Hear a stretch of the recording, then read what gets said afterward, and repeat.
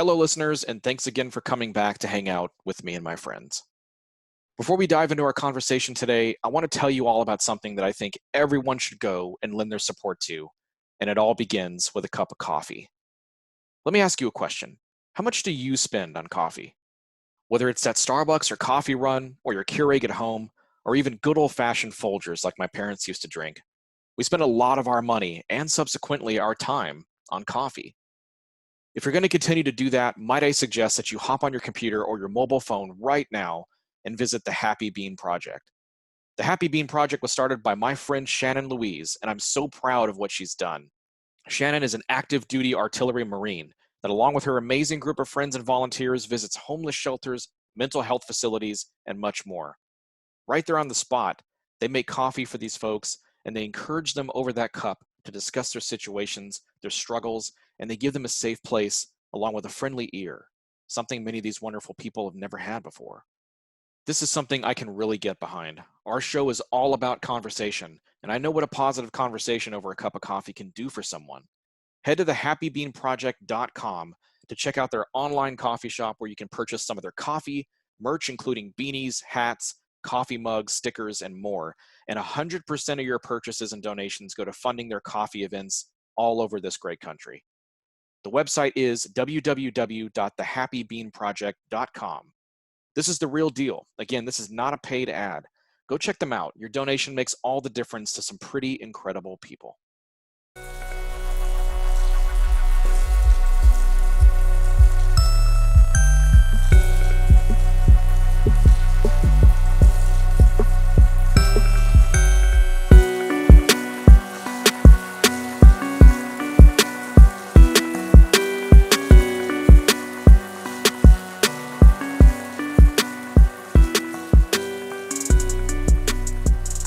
And we're back. Bailie and Vanessa, Booze and Spirits. Welcome to the show, the both of you. This is exciting. Thank you. Hi. Happy to be here. Yes, I actually started listening to your show a while back, and you know what? Like I really love sort of what you do, and we're going to get into it here. I have to tell you first off, like before we even start the show, like my wife and I have stolen so many drink recipes from your Instagram page that it's not even funny now. Like we just tried the Blue Lagoon last night because we went to a work party. And we had already had way too much to drink, and we got home, and I had seen that. I'll copy or I'll screenshot it and I'll send it to her. And we tried it last night. It was so good. It was such a good drink. We had like 2 or 3 of them. We were just super tanked, and we just fell asleep, and it was like the greatest thing ever. So yeah, it helps when they're really pretty too. Yeah. Yes, yes, it definitely does. So, but I guess we'll start today by just asking you, like, because I love the concept of the show and kind of how you do it, but I want to ask, was that sort of a conscious decision from the beginning when you were structuring the show, like incorporating what you're drinking and featuring those drinks and all that stuff? Because that's sort of a big hit with your fans. Oh yeah. Whenever we looked at each other, we were like, let's do a podcast.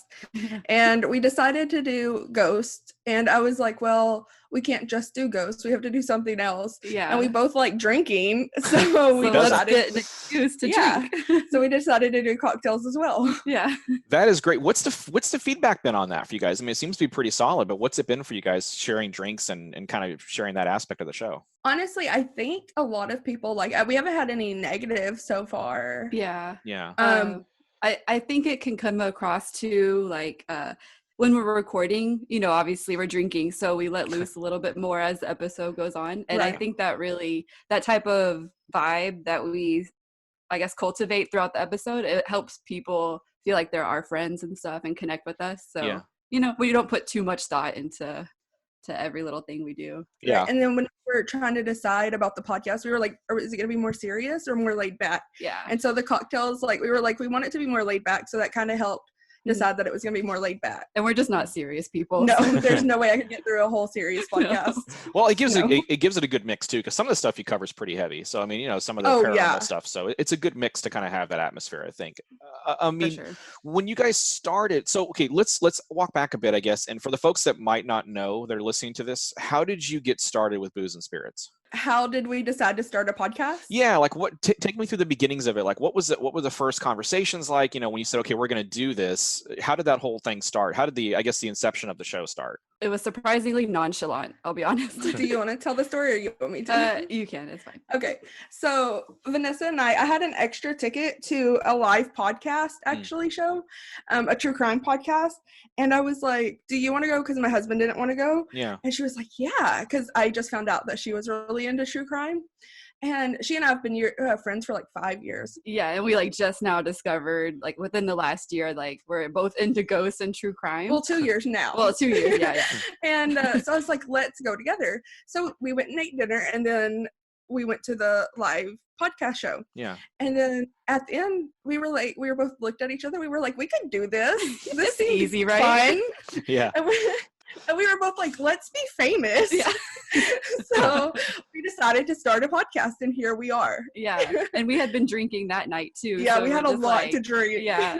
That's kind of how I guess it got incorporated too. Yeah, because we drank at dinner, and then at the live show there was a 2-drink minimum for each person.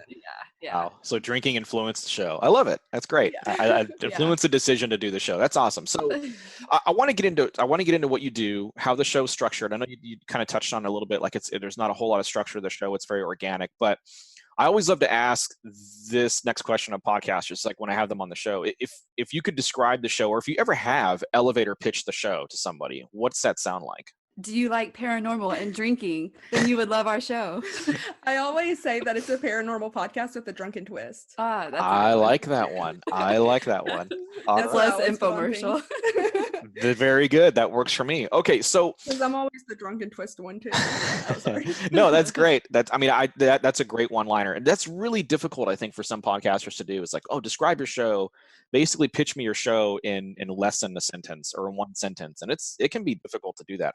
I know that I have a lot of difficulty doing that for Vanished. It's very difficult. So yeah, especially if like there's a couple of podcasts that do what you do in a way. It's very hard to differentiate yourself in that kind of one-liner type structure. So absolutely, and that's kind of a good segue into kind of what I was going to ask you about next. Is there are so many paranormal podcasts out there. We talked on it before the show, but I think maybe next to true crime, it might be probably the most covered area. It's very flooded. What do you have to do to make your show stand out from the rest in terms of creating something that's attractive to potential new listeners and to keep the listenership you have? I think just not trying too hard and being yourself. Like I hate when people say that because it's super cheesy, but I think like just being who you are and making people feel comfortable and like I guess approachable in a way. Like I know it's podcast, so it sounds kind of weird to say, but especially on social media. Yeah, right. Social media. That's such a big part on getting your name out there too. It's hard not to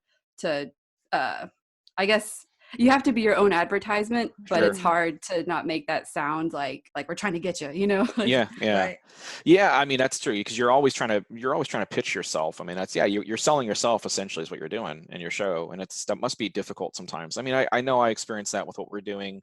It can be very difficult, but I mean it's something you have to do if you want your show to grow, unless you just don't care and you just kind of putting it out there to put it out there. But yeah, I can agree with that. It's very difficult. Yeah, like if we didn't have Twitter, probably like we wouldn't have half the people listening and podcasts that we're in touch with without it. Yeah, agreed. Yeah, Twitter is probably the best network out there for podcasting, even more so than Facebook, I think. And we have our Facebook group for Vanished, and that's been really great, like for the hardcores that come in there and that really follow the show and love it. But I mean, beyond that base, Twitter is how you get out to everybody, I think. Mm-hmm.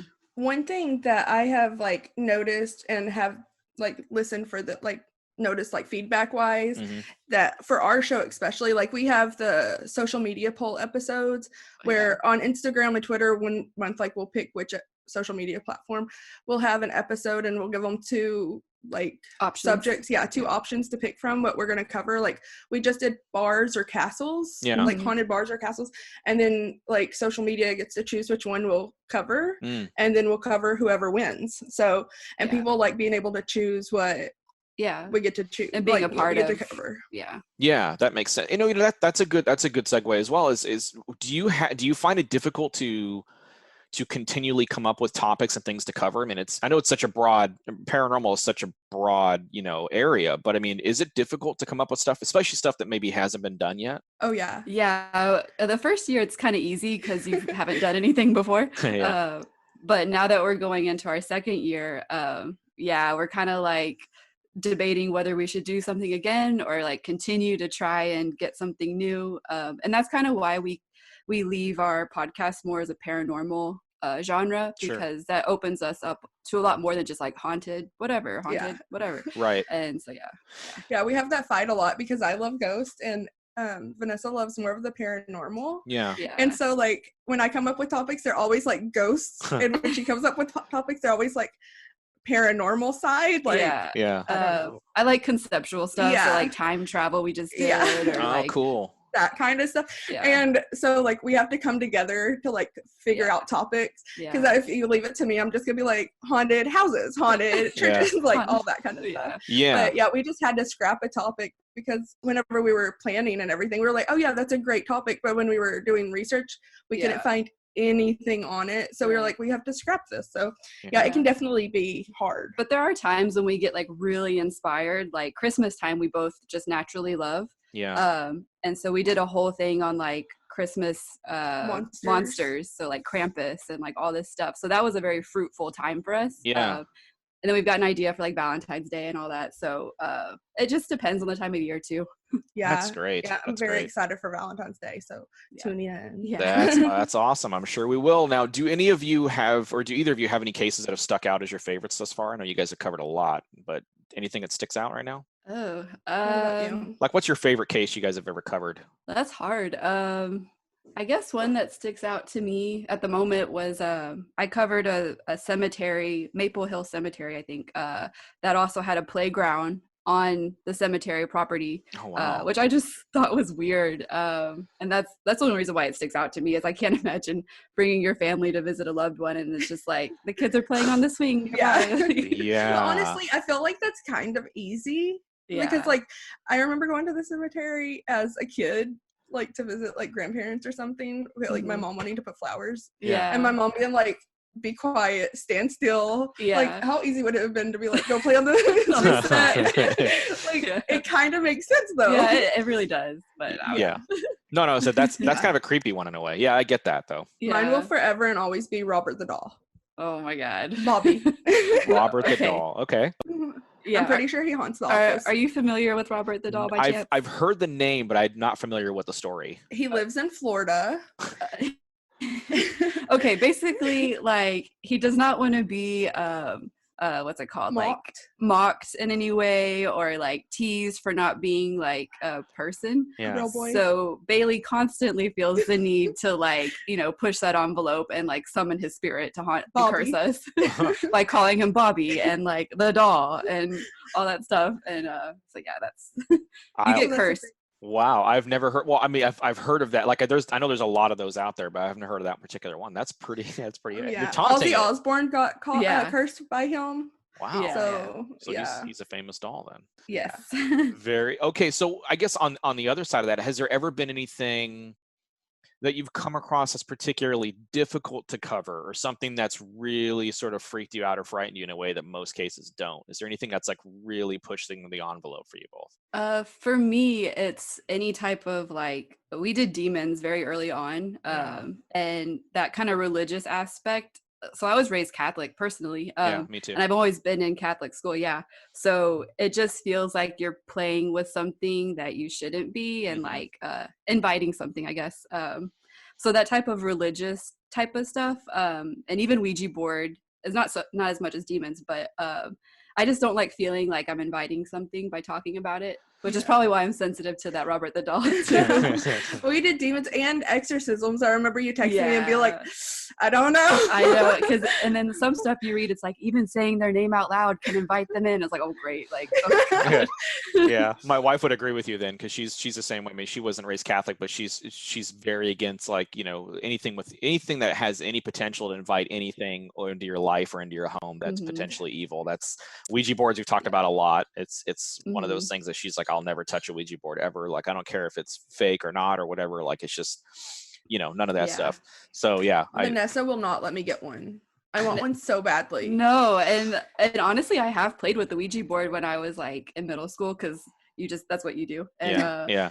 And luckily, I miss that. I need one. No, you don't. You really don't. No, you really don't. She even gave me a Ouija board cookie a couple months back. I ate it. But I was like, I hope you didn't eat it. No, I did. Oh my gosh, it was delicious. It was pretty good.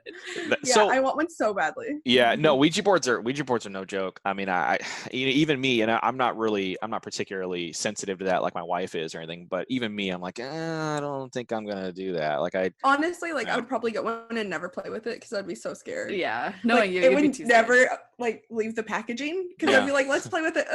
No, let's not play with it. Yeah, to me, it's legit. I mean, if you ask me if Ouija boards are legit, I think, maybe not every time, but I think they certainly have the potential to be legitimately it'll legitimately invite something into your life that should not be there, has no business being there. So I'm kind of with you on that for sure. Now, I want to ask you regarding and I ask this every time we talk to to true crime podcasters too, but for I want to ask you as well, like for paranormal shows or shows that cover spirits, ghosts, anything like that. I mean, how important do you think it is to cover smaller cases, less well-known, maybe even local cases, in addition to the big ones that everybody's really familiar with?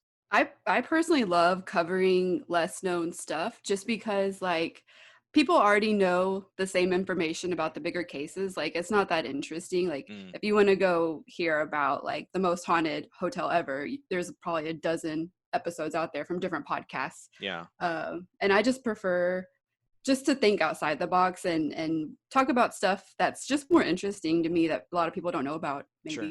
So be it local or somewhere in Scotland, or whatever. Right. So you like the big hitters, you like the smaller cases. That's a good balance. Bailey does, yeah. Yeah, I always do the big hitters. Well, and sometimes we'll switch off and Vanessa will do the big hitters, but we normally one of us will do the big hitter and one of us will do the smaller case. Yeah. But it's normally that I do the big hitter.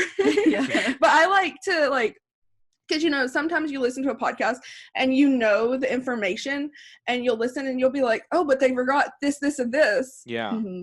And so I like to be able to, because if I am doing a big hitter, I like to be able to find all the information I can. Yeah. And try to put all of it that I can into it. Yeah. Hopefully.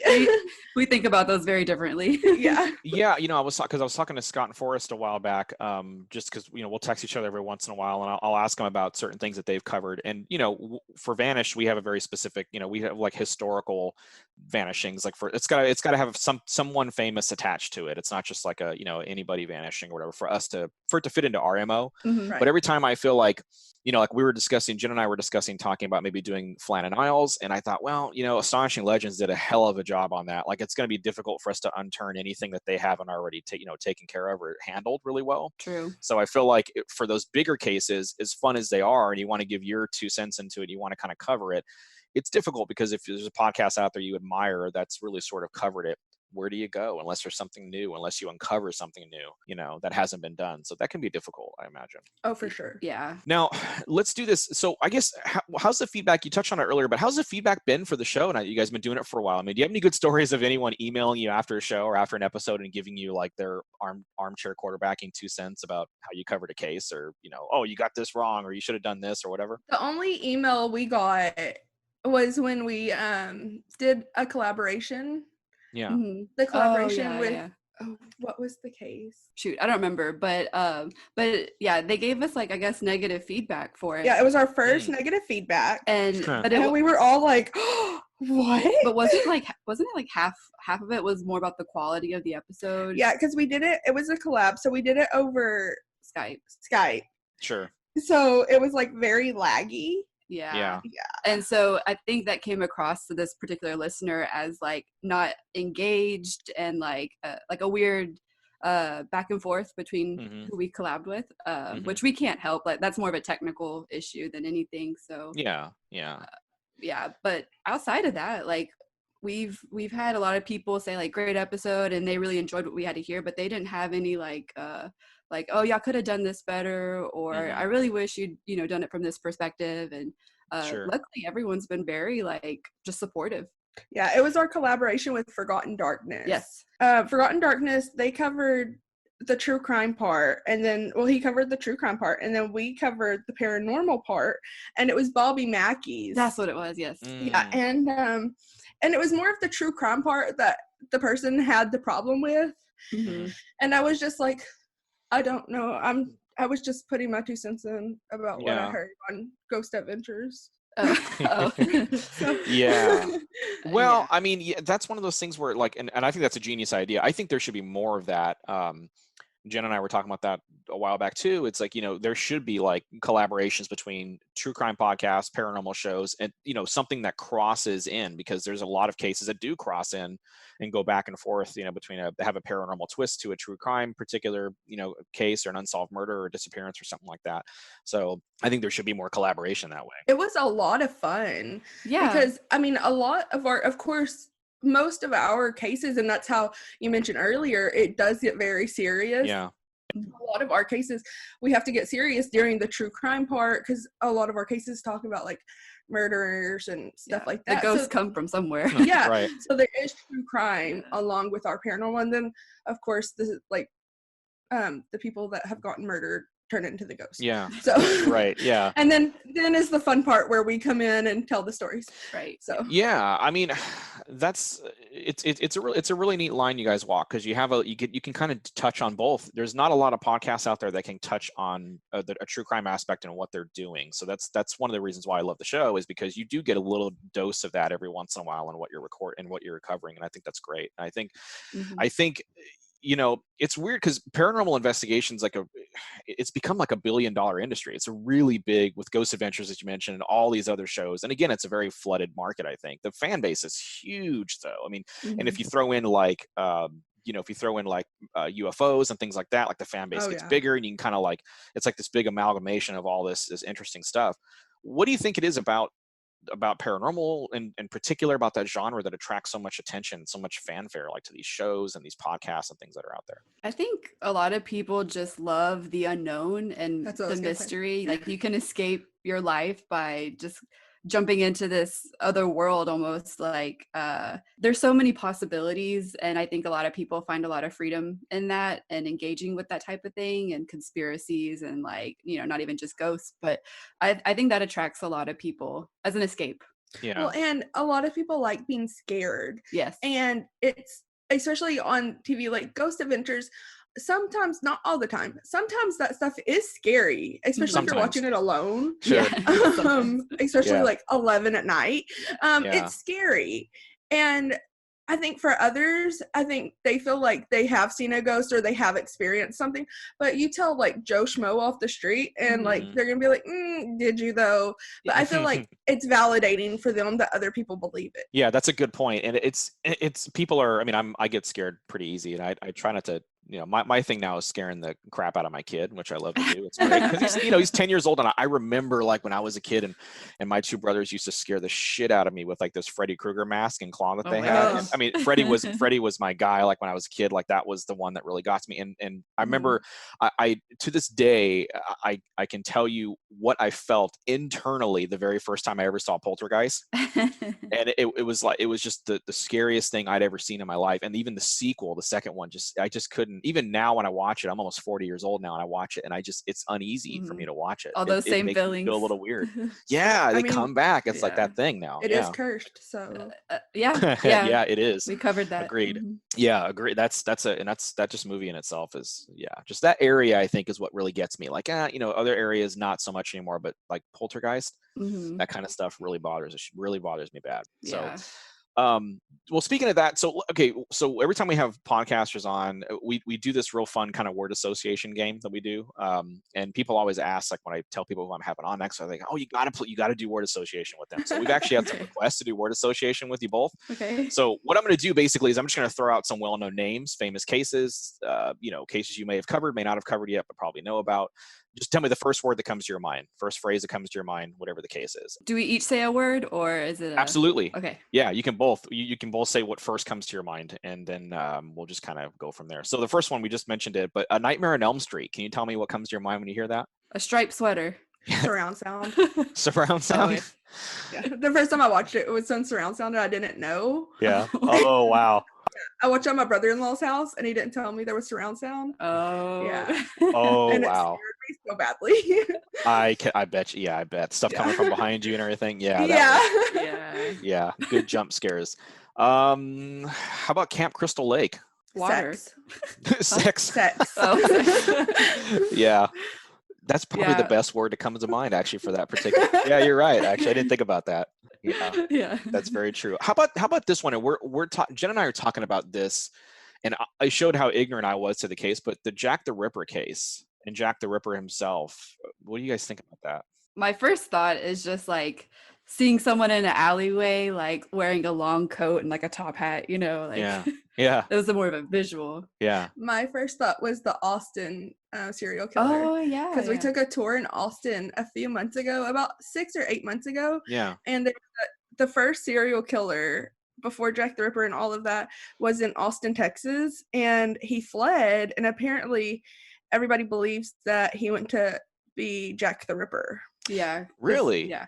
Interesting. He docked. And there's like books about it. He docked in England, I guess. Yeah. And there's just a lot of similarities between who the killer in Austin was, like their MO and how they hunted, I guess, and Jack the Ripper. Wow, I didn't know that. It's funny. I keep finding that I keep getting educated on Jack the Ripper so much, because when I talk to Jen about it, we're talking about doing Jack the Ripper as his actual full season, because I know we do Halloween episodes every year. We did Sleepy Hollow this year, and then we're gonna do, we're not sure what we're gonna do on next Halloween, but I thought, oh, we'll do Jack the Ripper for Halloween. She goes, no, that's a hard pass. And I was like, well, why? She goes, because Jack the Ripper is way bigger than just a 2-part Halloween episode. There's so much. Yeah, oh, yeah. I had no idea. And I was like, she goes, no, there's like 25, 30 different suspects. Like it's a whole season you could do on it. Oh yeah, I'll have to send you some of the stuff about the Austin serial killer. Yeah, I would love to see that. I'm sure Jen's heard of it, but I'll send it to her too, because she's out of Austin too, and I'm sure she would love to see that if she hasn't. So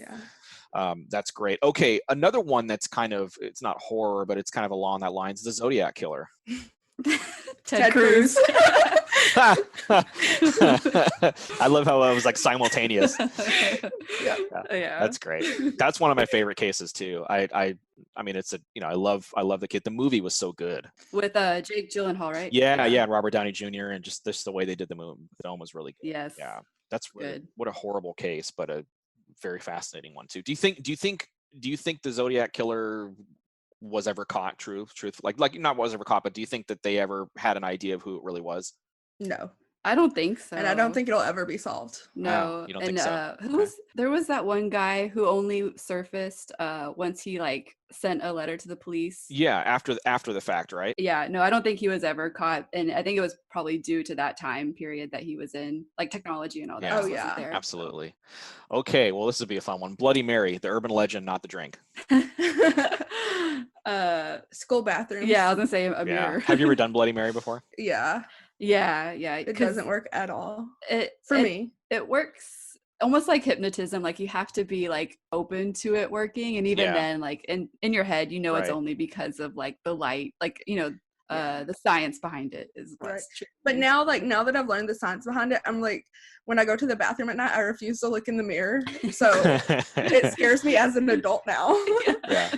Yeah, it's funny. I find things that scare me now more than when I was a kid, or it's like maybe it's just like a shift in your focus or a shift in your consciousness or whatever, like that. Things that scare you as you get a little older. But yeah, that's a good point. What about the Amityville murders? What are your thoughts on that? Ryan Reynolds. I knew you were going to say. I had a feeling someone was going to say Ryan Reynolds. I think it's a hoax. Do you really? I think, you think it's a? Yeah. I'm kind of that mindset too. I'm more 60-40. I think it's half hoax, half real. What makes you say that? Let's get into that. Like, of course, the murders were brutal of the DeFeo family, so I think there is some negative energy there that's residual. Yeah. Right. But I also do want to figure out how he killed everybody. The son, and if it was just him. But anyways, the energy, I mean, I really feel like there was probably something, but I don't think it's as bad as the movie and the claims are. Right. I think they definitely played it up for profit. For sure. Interesting. Okay. I like that idea. I hadn't really heard of, I mean, I know that that's a big case, and there's, again, it's a profitable one, unfortunately, because it's a big name case. Not unlike a lot of the other ones, of course, but I mean, yeah, I hadn't heard that. hadn't really heard the hoax idea. Everyone's out to make $1 sometimes. So sadly, yes, that's true. Yeah. I mean, okay, so changing gears. I mean, we'll sort of wrap up here, but I want to ask you both this. Just since you've been doing what you've been doing as podcasters, what's the best and the worst part about being a podcaster, do you think? The best is probably like all the friends that we've made online. Yeah. Like with other podcasts and with just fans and stuff. Like we made like really good like friends and really supported, like not actually met, but internet wise met really supportive people. And actually I went to a party a few weeks ago and I met one of our very first fans in real life and got a picture with her. Oh, awesome. So that was fun. Yeah. That must be interesting when you do that. When you meet someone, like when you get a picture, someone asks you for a picture, or like in the first time I ever got asked for an autograph, I couldn't, like I couldn't process that for days. To be honest with you. I really couldn't. That's weird. Yeah. People ask, "Oh, can you sign like this?" And I was like, "Yeah, sure." I'm a nobody, so I'm kind of sitting here thinking like, all right, well, if you find that you're a fan, or I mean, I hate that word fan, I really do, but it's like, if, I just consider them like, hey, they're all listeners of the show and they're all just like regular people like you and me, and anybody, I don't want to say anybody could do this, but really anybody could, if you have an interest and a passion in something and you want to talk about it. And time, it's a lot of time. Lots of time. Yeah, people, I think that's the biggest misconception about podcasts. Like, oh, I can bang this out in like, an hour or so. No, you can't. Yeah. That was so cute when we thought that we could do this. Initial decision, we're like, it looks easy enough. Yeah. In all fairness, though, when I met Yvonne, our listener, I went up to her and was like, hey, because it was at a party where we knew a mutual person. I was like, you send a Share Your Spirits and like to my podcast. She's like, oh yeah. And I was like, can I get a picture with you? Like I asked her for the picture. That's super cool. So that is super cool. No, that's great. I mean, and it's all about being approachable too. I mean, I've talked to a lot of podcasters that are, have really big shows and have really big fan bases. And it's like, everybody's really approachable. Everybody for the most part understands, like, we're just regular guys or girls doing what we do. It's not like, it's not, I don't want to say it's not anything special, because I think all these shows have put out something really special as a product and as something you listen to, but it's something that it's people just understand. I think the podcast community in general understands it a lot. Most of the shows, most people are they don't have any egos or anything like that, so. Right. Yeah. I think that's funny because like before making the show, I listened to a lot of podcasts. Like I listened probably to 4 or 5 podcasts a day. And I was like, oh my God, this person's so cool. And this person and this person. And like, I would even like look at their Instagrams and all this. Like I was like I thought they were like celebrities. Super fan. And I can see that. Yeah. And now like podcasting, I'm like, oh, this isn't cool at all. Like this is a lot of work. Like this is a whole job. I'm done. Yeah, it really is long nights. I mean, everybody that, and I guess that's a good segue, and we'll wrap up here. Just a couple more quick questions before I let you guys go, but that's a good, because you're doing it, right? So I mean, like you're doing the show, you've been in this for a while now, what goes into it. For people that want a podcast, for people that are fans of the show, what would you want to tell them that maybe they don't know, as far as, what goes into the show? How much time and effort does it take to actually put out a single episode of the show? Can you kind of enlighten everybody on that? I mean, you have to plan. Yeah. You have to plan what you're doing, when you're going to do it. If you have a co-host, you have to like plan when y'all can get together. That's a lot of our problem is like, and over like text. And, last year she went out of town a lot. And then this year I'm going out of town a lot. So I have to like plan that. Yeah. And like then you have to plan all the special episodes on top of it, and then then you have to do social media and the editing. Like Bailey's husband Milton is a huge part of our editing and behind the scenes, and he doesn't even get like a third of the credit he deserves. So it takes a lot of hands to pull a decent show off. Absolutely. God bless editors. I gotta tell you, shout out to all the podcast editors out there. It's a thankless job, and speaking from someone who does all the editing for our own show, like some of our episodes are 4.5 hours long, and I'm editing these shows into like wee hours of the morning, and it's really insane. So yeah, it's very, very, very thankless. So shout out to all the editors out there. Yeah. Okay, so as we wrap the show, final question of the night. Every time I have podcasters on, especially when podcasters share a show, like the both of you do, I like to end the show by asking a very specific question. So I want to end the chat tonight by asking you to to tell me the best part about working with your co-host. And Vanessa, we can start with you if you want. The best part is, I mean, Bailey's my best friend, so like, I mean, how can you go wrong? I mean, I guess a lot of things could go wrong, but we just get along so great naturally. So this isn't really, it doesn't take a lot of work, at least on my part, to like have a good time. Yeah, just talking about something you're passionate with your best friend, like, yeah, why not? Okay, so let's do this. Before we wrap up, let's have you plug the show. Can you tell everybody where we can find Booze and Spirits, social media, the whole nine? Go ahead and plug away, please. On Facebook, we're Booze and Spirits Podcast. And on Instagram and Twitter, we're just Booze and Spirits. And the booze is BOOS. Yeah. And spirits and is written out, and spirits. And then we do, like I said, it's really validating to know that you've like seen a ghost or like experienced a ghost. So if you want to tell somebody, tell us. And we do share your spirits. It's a bonus episode every month.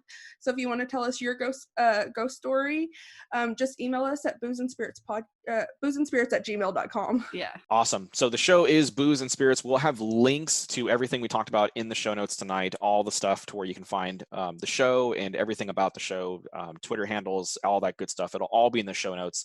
This has been a pleasure. Thank you both for coming on the show tonight. And we look forward to everything else you're putting out. So thank you guys. Thank you. If you made it all the way through our conversation tonight, I want to thank you for hanging out with me and my friends. We hope you've enjoyed the show. Please visit us on social media as we post each new conversation as they air, news, show information, and much more. Go to facebook.com/me and my friends pod. On Twitter, you can search the handle Me My Friends Pod. And on Instagram, you can find us by searching the handle @Me and My Friends Pod. If you enjoyed our conversation tonight, please do me a favor and head to iTunes to rate us and leave us a review. As a brand new podcast, we need all the help we can get, and your time is truly appreciated. Me and My Friends is produced by Vanessa Williamson and edited by me, Chris Williamson. Tonight, the podcast featured the original song Vampire by producer Rediman. The opinions on Me and My Friends are those of the individual guests and may not reflect those of Chris Evan Films Incorporated. Chris Evan Films Incorporated is not affiliated with the films or clips referred to herein. Any audio clips used in this podcast are the intellectual property of their respective copyright holders. They are included here for the purposes of education and entertainment, and no infringement is ever intended. Me and My Friends is an exclusive trademark of Chris Evan Films Incorporated and may not be used without the express written consent of Chris Evan Films Incorporated, all rights reserved. Me and My Friends is a Chris Evan Films production, copyright 2020, all rights reserved.